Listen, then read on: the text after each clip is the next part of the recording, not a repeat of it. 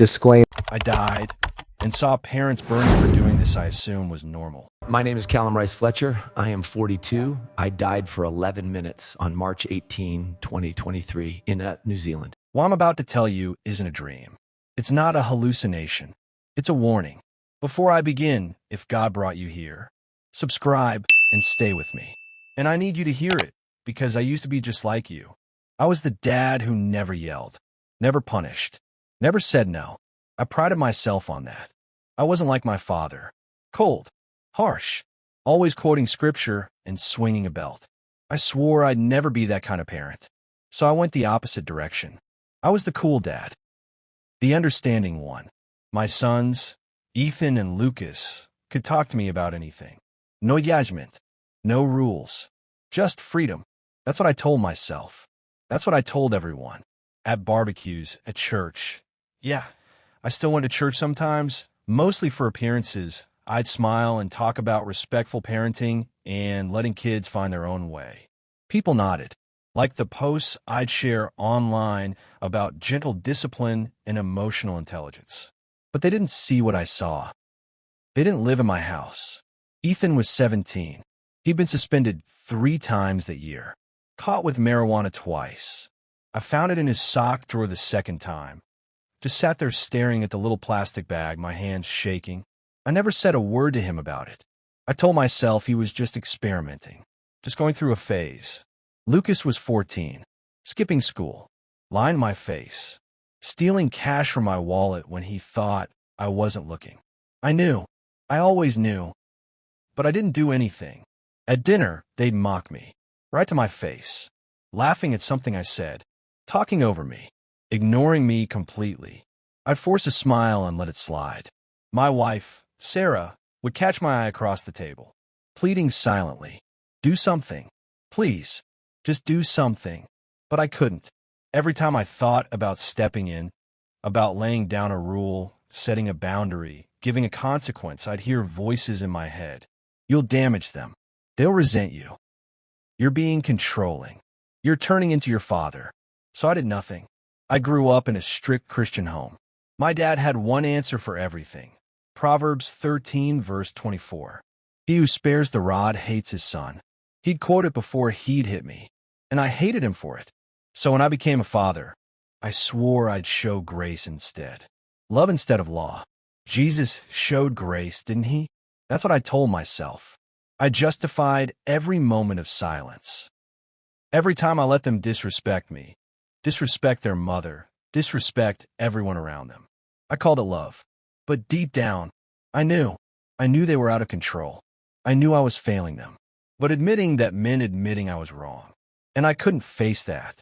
3 weeks before I died, a teacher called me. Mrs. Brennan. She taught year 9 English. Mr. Fletcher, Lucas shoved another student into a locker today. This is the 3rd incident this term. We need to talk about consequences. I defended him, blamed the other kid, blamed the school, blamed everyone but Lucas. She went quiet on the line. Then she said, "You're not helping him, Mr. Fletcher. You're abandoning him." I hung up.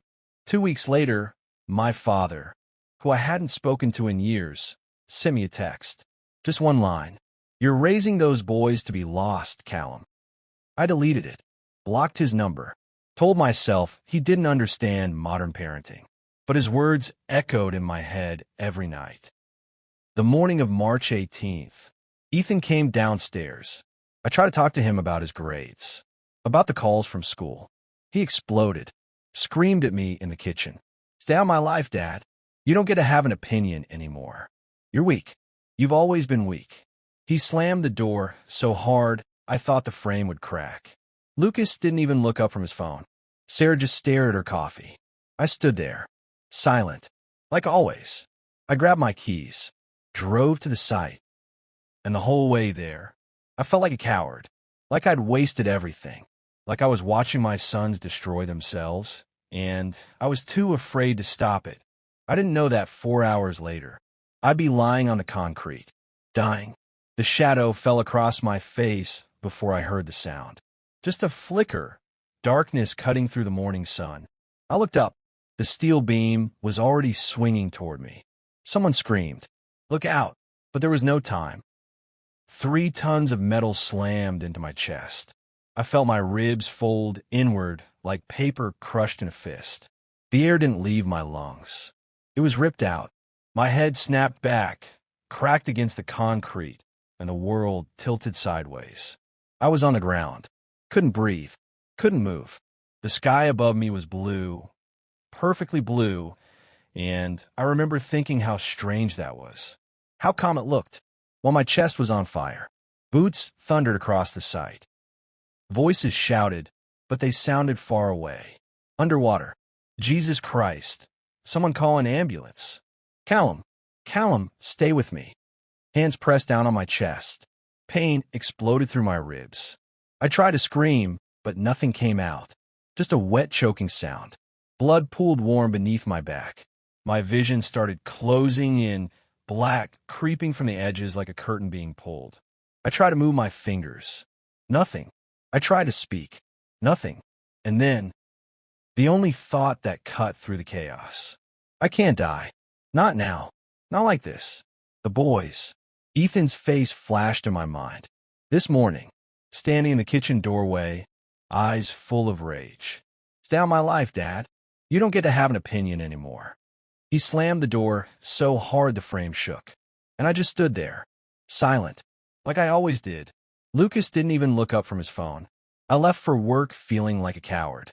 And now, the voices around me were fading. The pain was fading. Everything fading.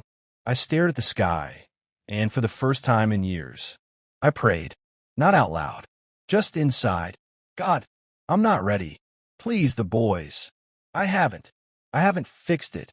Jesus, please. But my heartbeat was slowing, slowing, slowing. And then silence. Complete silence. The pain stopped. The voices stopped. I felt weightless, like I was rising. No, not rising. Floating. I opened my eyes, or thought I did, and I was above myself. 10 feet in the air. Looking down, my body was on the ground. Blood spreading dark across the concrete. My eyes were open, but staring at nothing. A man I worked with, Derek, was doing chest compressions, his face twisted in panic. Come on, Callum. Come on. Another guy was on his phone, shouting grid coordinates to emergency dispatch. I tried to call out to them. I'm here. I'm right here. But no sound came. I watched Derek press harder, watched my body jolt with each compression. But I wasn't it anymore. I was somewhere else. The construction site started to dim. The voices became echoes. Hollow, distant. And then I felt it. A pull. Not a hand. Not a force. Just a pull. Downward. My chest tightened. Not with pain, but with dread I couldn't name. The light around me started to fade. Not like the sun setting. Like something swallowing it. I tried to resist. Tried to stay. But I had no body to fight with. The pull grew stronger. Heavier. I was sinking. But not through air. Through something thick. Suffocating. Like being dragged underwater, but there was no water. Just darkness. Pressing in from every side. The echoes of Derek's voice disappeared completely. Silence wrapped around me, but it wasn't peaceful. It was alive. Watching. Waiting. The darkness wasn't empty. It was thick. Alive. Pressing against me from every direction like I was being buried under something I couldn't see. I tried to breathe, but there was no air. No lungs. No body. Just me. My consciousness. Falling through nothing. And then, I stopped. Not gently, like I'd been dropped. I landed, though I had no feet, on something solid. Hard. The impact jolted through me, even though I had no bones to break. I opened my eyes. Or maybe they'd been open the whole time. I don't know. But I could see. The ground beneath me wasn't ground. Not dirt. Not stone. It was cracked. Black. Like cooled lava that had hardened into jagged, uneven slabs. Faint red light pulsed beneath the cracks, slow, rhythmic like a heartbeat.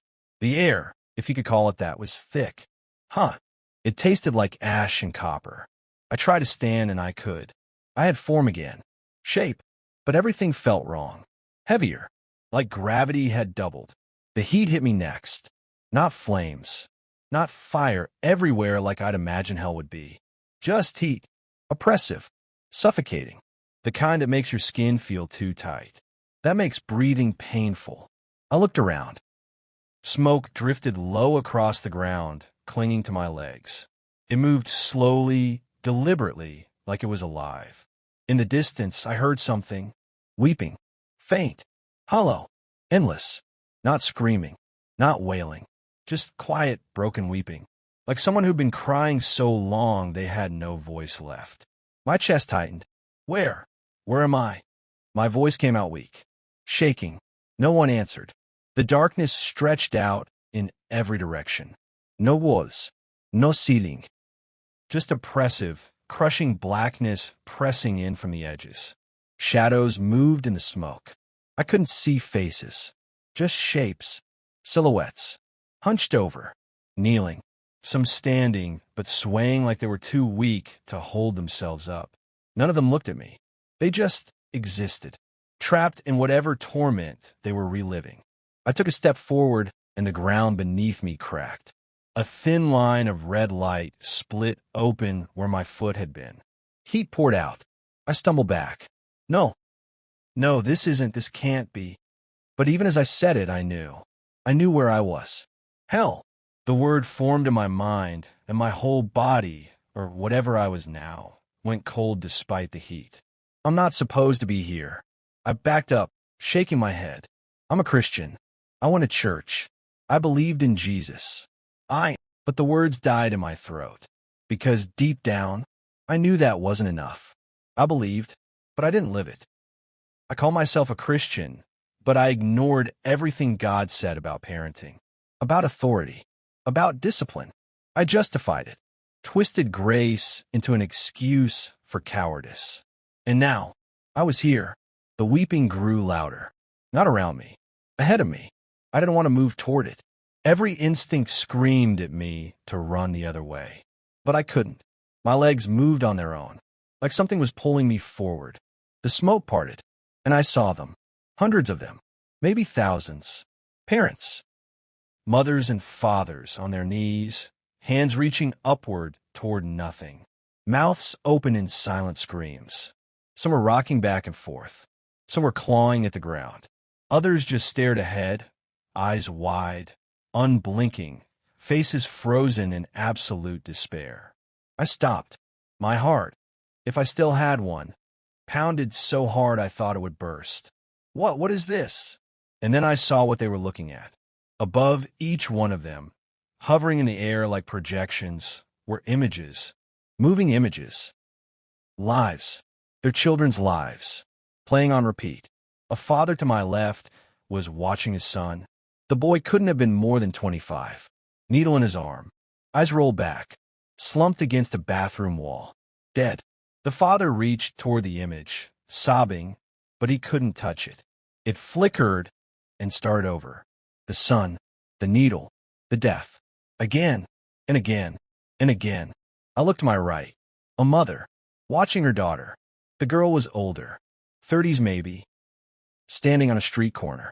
Makeup smeared, clothes barely covering her. A car pulled up. She got in.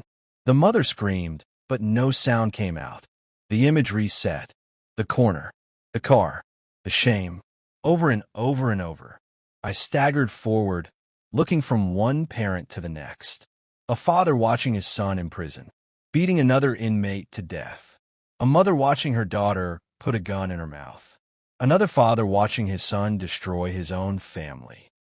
Screaming at his wife, hitting his kids, the cycle continuing. Every parent was forced to watch. They couldn't look away. They couldn't close their eyes. They couldn't stop it. And the worst part? They weren't being tortured by demons. They were being tortured by the truth, by the consequences of what they'd allowed, what they'd refused to stop. I felt my knees buckle. I sank to the ground, gasping. No, this can't be real. But it was. I could feel it, the weight of it.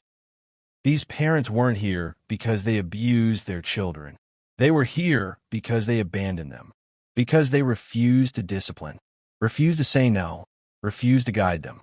They chose comfort over correction, chose their image over their children's souls. And now they were paying for it. Forever. The heat intensified. Sweat poured down my face, or whatever I was experiencing as a face. I tried to stand, but I couldn't. My legs wouldn't move. And then, I felt it. A presence. Behind me. Not human. Not physical. But undeniable. I turned slowly. The smoke pulled back like a curtain being drawn. And there, standing in the dim red light, was a figure. Tall. Radiant. But not blinding. I couldn't see a face clearly. Just light. And form. An overwhelming authority. Every instinct in me knew. I wanted to run. I wanted to disappear. But I couldn't move. The presence stepped closer. And a voice spoke. Not to my ears. To my soul. Deep. Steady. Unshakable. Do you know where you are, Callum? I opened my mouth, but nothing came out. The voice continued. This is where permissiveness leads. I shook my head, tears streaming down my face. I didn't know. You did. The words hit me like a hammer. You knew. You ignored it. You called discipline abuse. You called correction control. You called boundaries trauma. I tried to speak, but the voice cut through me. You were given authority. I gave you 2 sons to raise. To guide. To train in the way they should go. My chest tightened, and you gave that authority away. I was trying to show them grace. I choked out. I was trying to love them. Grace without truth is not love. The word shattered something inside me. You didn't love them, Callum. You feared them. You feared their anger, their rejection. You cared more about being liked than being their father. I collapsed forward, hands on the ground, sobbing. I was afraid. I was so afraid of being like my dad.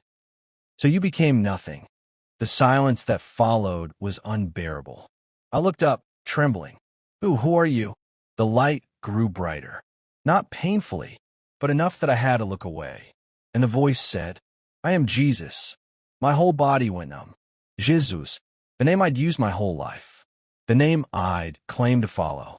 And I was here, in hell, face to face with him. And I was ashamed. I call myself a Christian. I whispered. You did. I went to church. You did. I believed in you. You did. Then why? Why am I here? He stepped closer, and I felt the weight of his presence. Holy, pure, unbearable, because you did not obey me. I remembered the verses, the ones I'd ignored, the ones I'd dismissed as old-fashioned. He who spares the rod hates his son. Train up a child in the way he should go.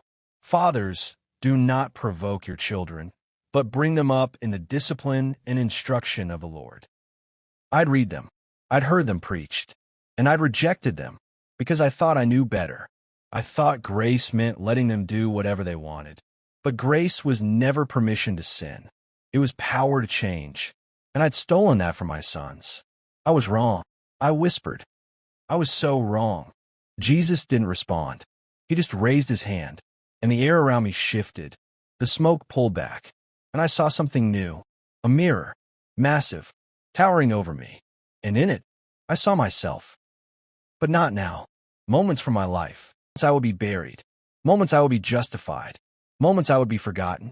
And I couldn't look away. The first memory hit me like a slap. Ethan was 7 years old. We were at the park. He wanted ice cream. I said no. We were about to have dinner. He screamed, threw himself on the ground, kicked, flailed. Other parents stared, and I caved, bought him the ice cream. He stopped crying instantly, smiled, took it from my hand like nothing had happened. I told myself I was being kind, but the voice beside me spoke. You taught him that rage gets rewarded. The memory shifted. Ethan was 10. He hit Lucas during an argument. Hard. Across the face. Lucas cried. Came running to me. I pulled Ethan aside. Why did you do that? He shrugged. He was annoying me. I should have disciplined him. Should have made him apologize. Made him understand that violence has consequences.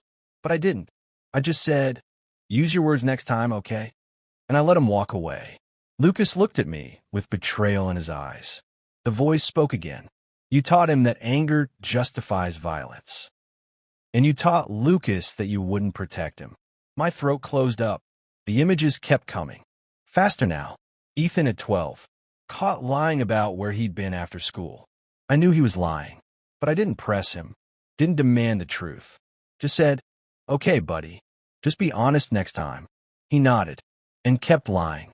You taught him that lies have no cost. Lucas at 13. I found violent images on his phone. Dark stuff. Stuff no kid should be looking at. I froze. Didn't know what to say, so I put the phone down and never mentioned it.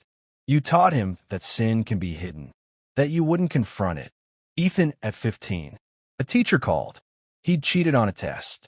I defended him, told the teacher she must be mistaken, that Ethan wouldn't do that. Ethan sat beside me during the call, smirking. You taught him that you'd cover for him, that integrity doesn't matter. I wanted to look away, wanted to close my eyes, but I couldn't. The memories kept flooding in. Every moment I stayed silent. Every time I walked away. Every time I chose peace over confrontation. Every time I let them disrespect me. Disrespect their mother. Disrespect authority. I saw it all. And then the mirror shifted. It wasn't the past anymore. It was the future. My future. The one I'd been creating. I saw Ethan, 23 years old, sitting in a jail cell, arrested for assault. Third offense. His eyes were hollow, empty. He stared at the wall, and I could see it in his face. He'd given up. No hope, no direction, no foundation, because I never gave him one. The image shifted. Lucas, 21, in a hospital, overdose. They save him this time, but I could see the pattern, the addiction, the lies, the spiral. And I saw Sarah, my wife, sitting alone at the kitchen table, crying, holding a photo of our family from years ago, when the boys were young, before I let everything fall apart. She looked so tired, so broken, and I realized I didn't just fail my sons. I failed her too.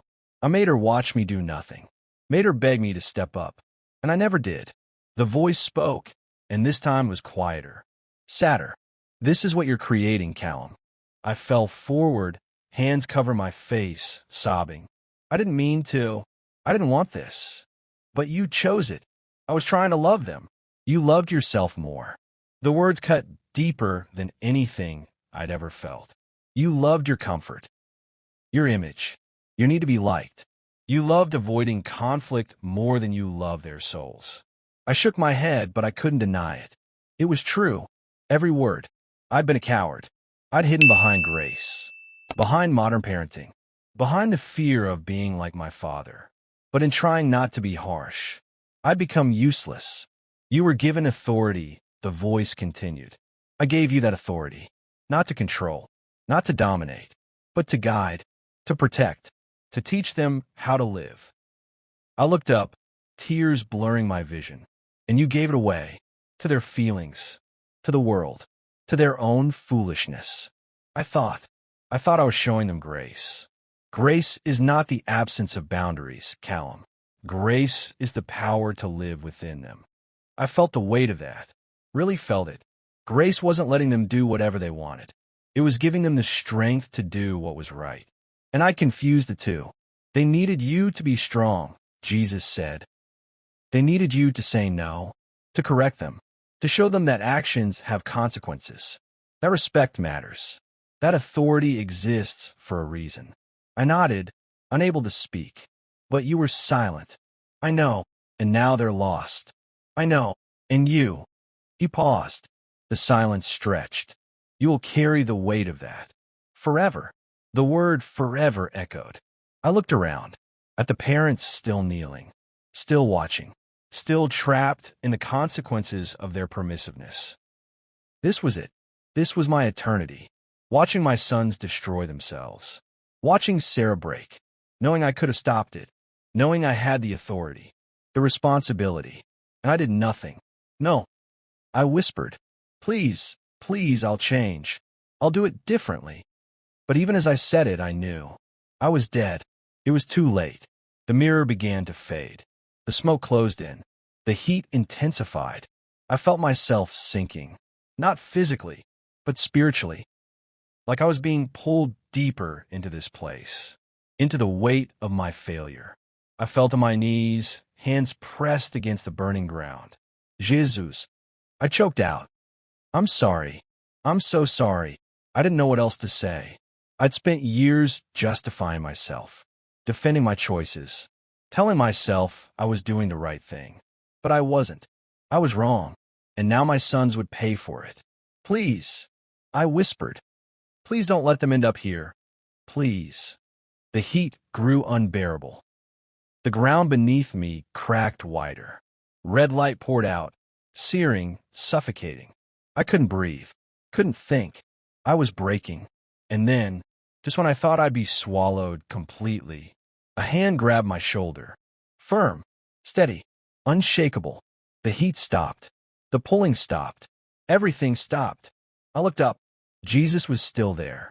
The light around him brighter now, and his voice different, not condemning, merciful. Your time is not finished, Callum. I stared at him, trembling. What? You will return. I don't understand. You will go back, and you'll be the father I called you to be.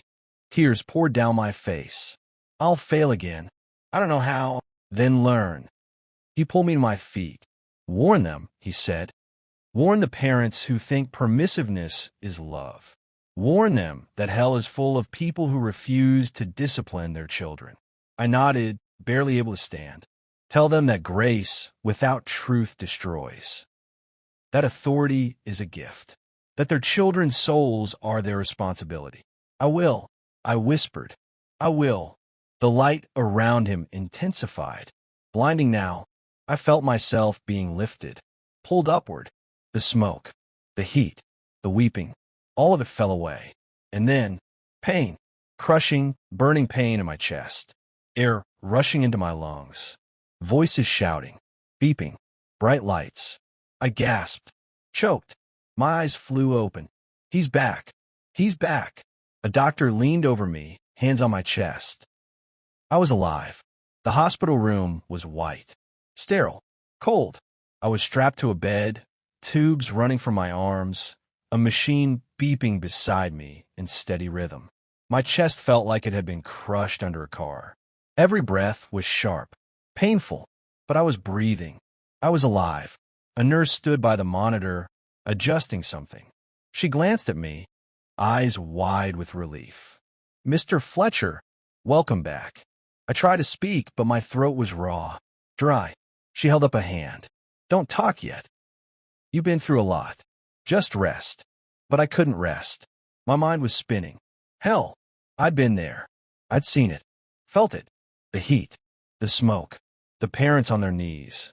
The images of their children destroying themselves. My sons. Ethan. Lucas. I had to get home. I had to fix this. A doctor entered, clipboard in hand, reading through notes. Callum, you're incredibly lucky. 11 minutes without a pulse.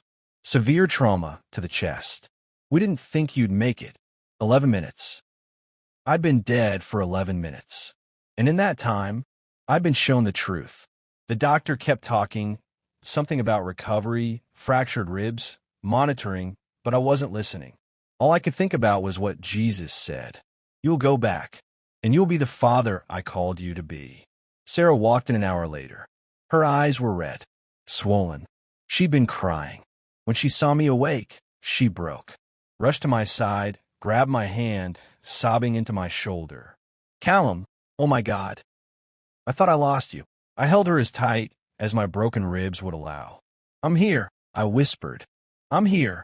She pulled back, wiping her face. The boys, they're in the waiting room. They've been asking about you. My heart clenched. Bring them in. She hesitated. Are you sure? You need to rest. Please, Sarah.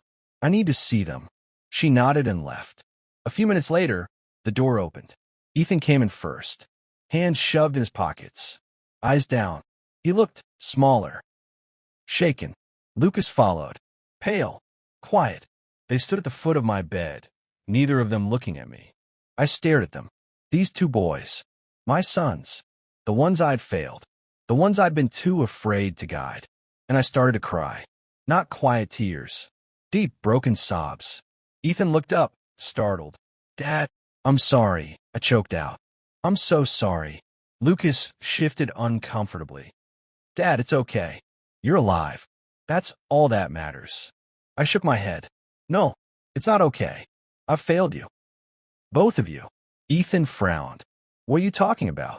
I took a breath, steadied myself. I've been a coward. I let you both do whatever you wanted because I was too afraid to be your father. I was afraid you'd hate me. Afraid I'd be like my dad. So I did nothing. The room went silent. But doing nothing, that's worse. I see that now. Sarah stood by the door, tears streaming down her face. I should have disciplined you. Should have corrected you. Should have said no. Should have loved you enough to guide you, even when it was hard. Ethan's jaw tightened. So what? Now you're going to start being a hard ass. No. I looked him in the eyes. I'm going to start being your father. He didn't respond, but I saw something flicker in his face, something I hadn't seen in years. Respect, maybe even relief. I was in the hospital for 2 weeks, and in those 2 weeks, everything changed. Sarah brought me my Bible, the one that had been sitting on my nightstand, unopened for months. I started reading, really reading, not skimming, not looking for feel-good verses, but letting God speak. Proverbs 13 verse 24 hit me first. Whoever spares the rod hates their children, but the one who loves their children is careful to discipline them. I dismissed that verse my whole adult life. Called a harsh, Old Testament, irrelevant. But now I understood. It wasn't about beating your kids. It was about correction. About caring enough to guide them away from destruction. Sparing discipline wasn't kindness. It was hatred in disguise, because it let them walk toward hell. I read Proverbs 22 verse 6. Train up a child in the way he should go. Even when he is old, he will not depart from it. Training required intention, effort, boundaries. I hadn't trained my sons. I just let them exist. In Ephesians 6 verse 4. Fathers, do not provoke your children to anger, but bring them up in the discipline and instruction of the Lord. Discipline and instruction, not one or the other. Both. I thought avoiding discipline would avoid provoking them, but all it did was leave them lost. When I got home, I sat both boys down at the kitchen table. Sarah sat beside me. I told them everything. Not about hell, not yet, but about what I'd realized. That I'd been wrong. That I'd failed them. That things were going to change. Ethan crossed his arms. What does that mean? It means rules, I said. It means consequences. It means I'm going to actually parent you. Lucas rolled his eyes. Here we go. You're right to be skeptical, I said calmly. I've given you no reason to take me seriously, but that ends now. I laid it out. Curfews. Accountability. No more lying. No more drugs. School wasn't optional. Respect wasn't negotiable. Ethan scoffed. And if we don't, then there will be consequences. Like what? We'll cross that bridge when we get there. But I'm not backing down anymore. He stared at me, waiting for me to flinch. I didn't. For the first time in years. I didn't. The first few weeks were hell. Ethan tested every boundary. Came home late, pushed back. But I stayed firm. Took his car keys. Grounded him. Made him sit through uncomfortable conversations. He hated me for it. Screamed at me. Slammed doors. But I didn't cave. Lucas was quieter. Watched to see if I'd follow through. And I did. Every time. 3 months in, something shifted. Ethan came home on time. Without being told. Lucas asked if he could talk to me about something going on at school. They were changing. Slowly. But they were changing. Because I finally became the father they needed. And I started sharing my testimony. First to my church. Just to the men's group. I told them everything. The accident. The 11 minutes. Hell. The parents. The warning. Some men cried. Others just sat in stunned silence. One man, Greg, father of 3, came up to me after. I needed to hear that, he said, voice shaking. I've been doing the same thing. Just letting my kids do whatever. I thought I was being gracious. It's not grace, I said. It's fear. He nodded. I'm going to change. Starting tonight. Word spread. Other churches invited me to speak. Parenting groups. Conferences. I shared my story everywhere I could. And people reached out. Emails. Messages. Letters. Parents confessing they'd been permissive. That they'd let culture dictate their parenting instead of God. One mother wrote, "I watch your testimony online. I've been letting my daughter run wild because I didn't want to be controlling. But she's 14 and already experimenting with things that terrify me. After hearing your story, I finally set boundaries. She hated me at first. But last week, she hugged me and said, 'Thanks for actually caring, Mom. Thank you for warning us.' I cried reading that." Another father. "My son is in jail. I thought being his friend was enough. I was wrong. I'm visiting him tomorrow, and I'm going to tell him the truth.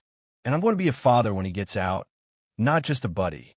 These messages kept me going because I realized this wasn't just my story.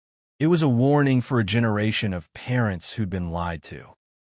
Told that discipline is abuse, that boundaries are trauma, that letting kids find themselves is love. But it's not. Hebrews 12 verse 6 says, "The Lord disciplines the one he loves." If God disciplines because he loves, then we must too. My sons are different now. Ethan graduated, got a job, apologized to me 6 months ago for the years of disrespect. Lucas is excelling in school, talks to me, trusts me. And Sarah, she told me last week, "You became the man I married again." I'm not perfect. I still mess up, but I'm present. I am engaged. I'm their father, and I'll never stop warning other parents. Because hell is real, and it's full of people who thought permissiveness was love.